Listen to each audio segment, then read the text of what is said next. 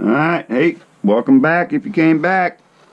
This is TRX4 Sport Kit. This is one you got to put together. Not a big deal. There's a bazillion videos on people putting these things together, so there's no need even going over that. It's a pretty nice kit. Went together easy. I think it was like maybe a total of 10 hours I got invested in this with assembly and everything. I think it came out pretty good.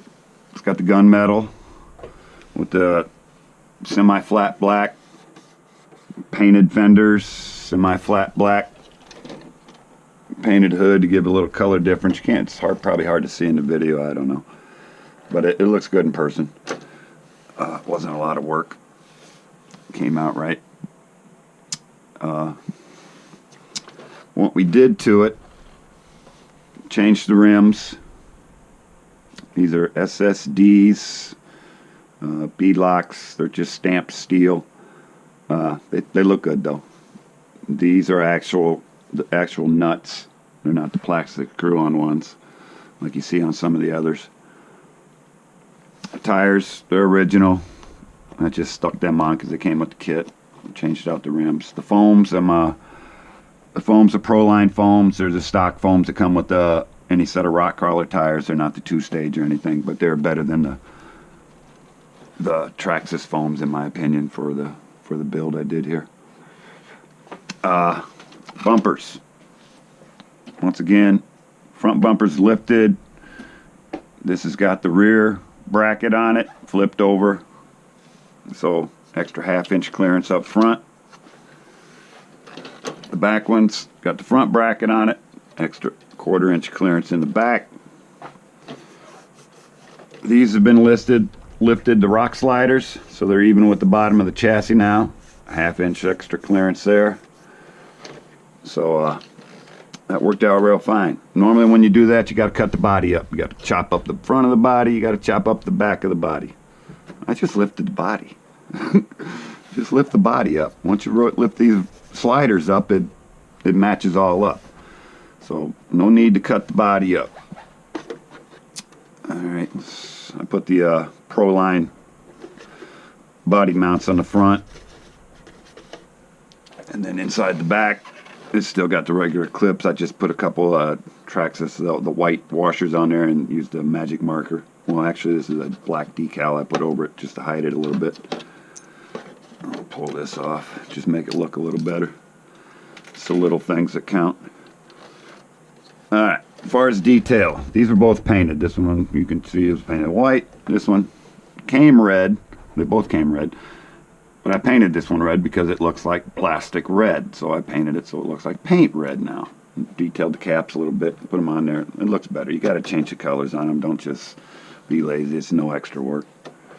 In the back, fire extinguisher, I left that plastic red because it kind of looks like a fire extinguisher. Magic markered this. One of these. Sharpie. These things are handy as hell. Get yourself a Sharpie. It's like $2. So that's Sharpie up there. That's black spray paint on the hose. And this is liquid chrome.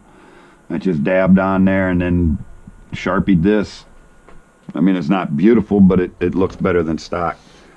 And then if you can see the shovel and the axe, I wood grained them. Kind of looks like wood grain. It looks better than the gray plastic they came with. Put a little rope in there. I don't know why people take rope, but they usually do. I changed out the jack. This is not the one that came with it. This is some of those Chinese cheap detail parts, but they did a nice job on it. The red's right, and then it's already detailed, so I just stuck that one in there and used the other one on something else. Little grip trays here. I just outlined the little studs on them. I don't know if they're supposed to be like that or not, but it looked good, so I did it anyway. Put a little screen in here, make that look a little realistic. Came out good. Once again, this part right here, that's Sharpie. So, you know, this brings out a lot of details. Oh, the bottom, the diff covers. I dirtied them up, made them look like that, detailed the nuts. It brings out, makes them a little more 3D than just plastic red covers. They kind of just look like plastic red covers. So it looks like it's got a little depth to it. And so that's it. Let's take the body off. Not much underneath there. But there is one little surprise. Basically what doesn't come with any electronics, but it did install 2-speed. Gotta have 2-speed. Diffs can be locked, but it's gotta have that extra speed. The 2-speed, you gotta have it, I'm sorry. It's just, you want it if you're playing. What else? Oh, you can see the fuel tubing for these. And this ain't going nowhere. It's not loose or anything. The screws are just right level with the bottom, and you can adjust it. You can actually tilt it this way or that way, depending on which one of these screws you move. Fuel tubing's the way to go. Don't do shims. I tried shims and nuts and bolts and trying to find little plastic tubes to use in there, cut each one. And just guesstimate on the fuel tubing, screw it down, and it tightens up because it'll compress. So that's all you got to do with that. Let me show you what's behind these wheels. Let me find a nut.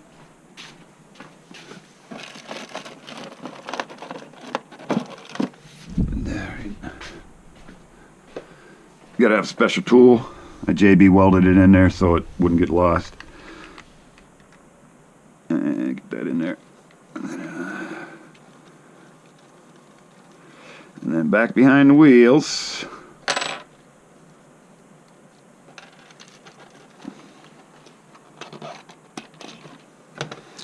Got the brass weights. So this adds an extra 2.5 ounces on each corner.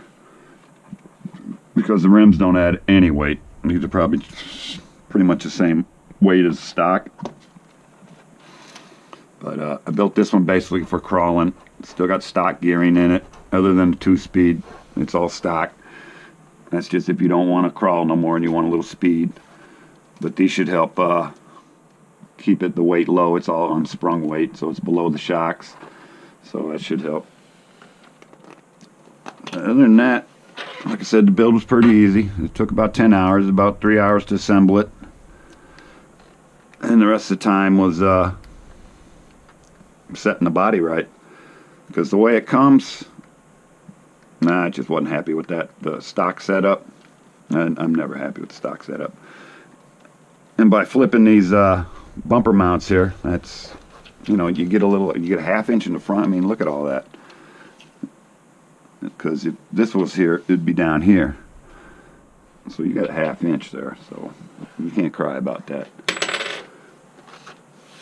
And that's about it. And I'll let the customer decide on their own motor and speed controller and servo. But the hard part's done. All they got to do is pick out the fun stuff and their radio, 3-channel radio. But other than that, I thought it came out real good. Looks fine. Body fits good. Fits down in the slots. There's no rattle. Once these mounts are on here, this body's on here. And by lifting the body and everything, these do not touch. You drop this body back where it is, it's going to rub all over these fenders. That's the shocks bottomed out, so you got plenty of clearance. Plenty of clearance. And it looks good. It's ready for lights. Comes with the light bracket stuff. All you gotta do is install them. Other than that, that's it. Total cost of the build, I think it's like 40-50 bucks for the rims. The foams, probably like 10 bucks for the sets, 4 sets. Wire I had laying around, spray paint. Probably about 23 bucks in paint, because you got to do the gray, then you got to back it, and then you got to spray it with black. And these are sprayed with black underneath these, so when this scrapes off over time, it'll still be black underneath there. And so I think these go for, they jacked up the price on these. I think these are like $300, $320 now. They were like $280, so they jacked up the price on them. But this will be a nice truck for somebody. It's ready to go. It should crawl. You probably maybe have to change the tires, but the rims and everything else will be fine for you. So I hope this helped. Hope you enjoyed the video. if I did get my number 7 subscriber, so now I'm going to have to ask for number 8. We'll see how that goes. But anyway, hope you enjoyed the build. And got some more over there. Maybe I'll make another one. Thanks.